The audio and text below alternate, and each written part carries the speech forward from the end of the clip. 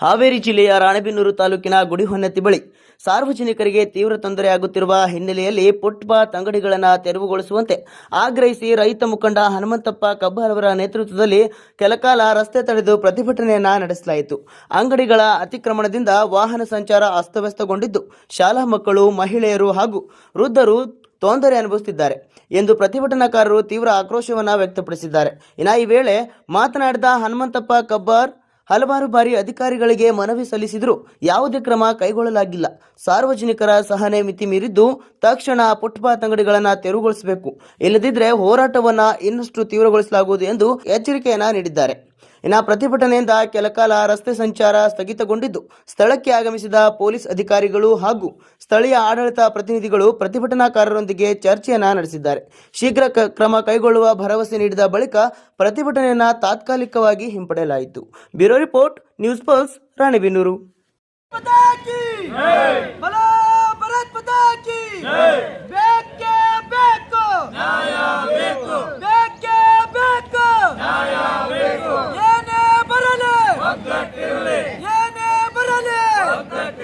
ನಿರ್ಲಕ್ಷ್ಯ ಮಾಡುತ್ತಿರುವ ಅಧಿಕಾರಿಗಳಿಗೆ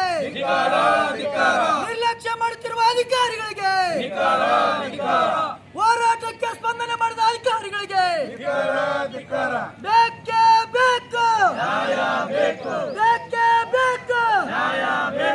ಏನೇ ಬರಲಿ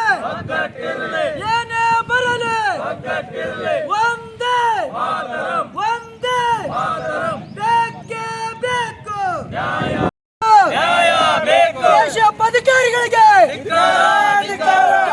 ಅಧಿಕಾರಿಗಳಿಗೆ ಏನು ಇವತ್ತಿನ ದಿವಸ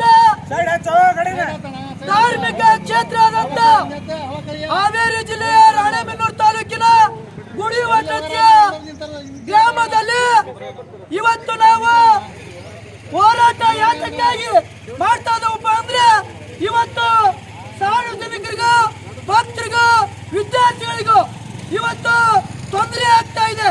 ಇಲ್ಲಿ ಸಾಕಷ್ಟು ಪ್ರಮಾಣದಲ್ಲಿ ರಸ್ತೆ ಮಧ್ಯದಲ್ಲಿ ಫುಟ್ಪಾತ್ನಲ್ಲಿ ನಾವು ಇವತ್ತು ಕಾನೂನನ್ನ ಪಾಲನೆ ಮಾಡತಕ್ಕಂತ ವ್ಯವಸ್ಥೆಯಲ್ಲಿ ಹೋರಾಟ ಮಾಡಲಿಕ್ಕೆ ಬಂದಿದ್ದೇವೆ.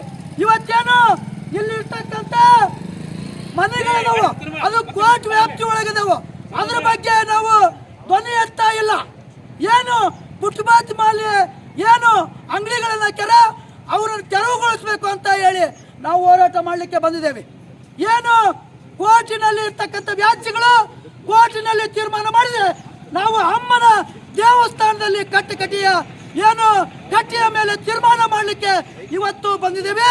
ದಯಮಾಡಿ ಇವತ್ತು ಇಲ್ಲಿರ್ತಕ್ಕಂಥವ್ರು ಅರ್ಥ ಮಾಡಿಕೊಳ್ಬೇಕು.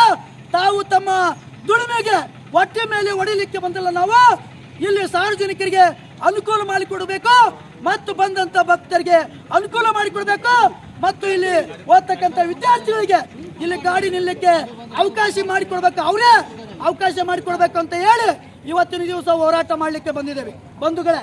ಯಾಕಂದ್ರೆ ಇವತ್ತು ಇಲ್ಲಿರ್ತಕ್ಕಂಥ ಸ್ಥಳೀಕರು ಅವರಿಗೆ ಅನುಕೂಲ ಮಾಡಿಕೊಡ್ಬೇಕು ಹೊರತು ಸಾರ್ವಜನಿಕರಿಗೆ ತೊಂದರೆ ಮಾಡುವಂತ ವ್ಯವಸ್ಥೆ ಯಾರ ಮಾಡಿದ್ರು ಅವ್ರ ವಿರುದ್ಧ ಹೋರಾಟ ಮಾಡಲಿಕ್ಕೆ ನಾವು ಇವತ್ತು ಬಂದಿದ್ದೇವೆ. ಯಾರೇ ಮುಲಾಜಿಲ್ಲದೆ ನಮ್ಮ ಮೇಲೆ ಕೇಸ್ ಹಾಕ್ಲಿಕ್ಕೆ ಅವ್ರು ಏನ್ ಬೇಕಾದ್ರೂ ಕುತಂತ್ರಗಳನ್ನು ಮಾಡಲಿ, ಆದ್ರೆ ಜೈಲಿಗೆ ಹೋಗಕ್ಕೆ ರೆಡಿ ಅದಾವೆ. ಆದ್ರೆ ಸಾರ್ವಜನಿಕರಿಗೆ ಯಾರ್ಯಾರು ತೊಂದರೆ ಮಾಡಿದ್ರು ಅವ್ರ ವಿರುದ್ಧ ನಾವು ಏನ್ ಮಾಡ್ಬೇಕನ್ನೋದನ್ನ ಎಲ್ಲ ಕಾನೂನು ವ್ಯಾಪ್ತಿಯೊಳಗೆ ನಾವು ಮಾಡ್ತೇವೆ. ದಯಮಾಡಿ ಅರ್ಥ ಮಾಡ್ಕೊಳ್ಬೇಕು. ಇಲ್ಲಿರ್ತಕ್ಕಂಥ ಸಾರ್ವಜನಿಕರು ದಯಮಾಡಿ ನಮಗೆಲ್ಲ ಅನುಕೂಲ ಮಾಡಿದೆ ಕೊಡದೆ ಹೋದ್ರೆ ನಿಮ್ಮ ಮೇಲೆ ಏನ್ ಮಾಡ್ಬೇಕು ನಾವು ಮಾಡ್ತೇವೆ. ಇದನ್ನ ಅರ್ಥ ಮಾಡಿಕೊಂಡು ಇವತ್ತಿನ ದಿವಸ ಇಲ್ಲಿರ್ತಕ್ಕಂಥ ಸ್ಥಳೀಕರು ಕೂಡ ಎಲ್ಲರೂ ನೀವು ಈ ಹೋರಾಟಕ್ಕೆ ಬೆಂಬಲವನ್ನ ಕೊಟ್ಟಿದ್ರಿ. ಅವರಿಗೆಲ್ಲರಿಗೂ ವಂದಿಸಿ ನಾವು ಈ ಹೋರಾಟವನ್ನ ಇಲ್ಲಿಗೆ ಬಿಡುವುದಿಲ್ಲ. ಇದು ಪ್ರಾರಂಭ, ಇದು ಅಂತ್ಯ ಅಲ್ಲ, ಇದು ಪ್ರಾರಂಭ. ಮುಂದಿನ ದಿನಗಳಲ್ಲಿ ದೊಡ್ಡ ಮಟ್ಟದ ಹೋರಾಟವನ್ನು ಹಮ್ಮಿಕೊಳ್ಳಬೇಕಾಗ್ತದೆ. ಏನು ಆದಿತ್ಯನಾಥ ಏನು ಬುಲ್ಡೇಜರ್ ತಗೊಂಡು ಹೊಡೆದಲ್ಲ, ಆ ತರ ಬುಲ್ಡೇಜರ್ ತಗೊಂಡು ಹೊಡೆಯುವಂತ ವ್ಯವಸ್ಥೆ ಮುಂದಿನ ದಿನಗಳಲ್ಲಿ ಬರ್ತದೆ ಅಂತ ಈ ಮೂಲಕ ಸಂದೇಶವನ್ನ ರವಾನೆ ಮಾಡ್ತಾ ಇದ್ದೀವಿ.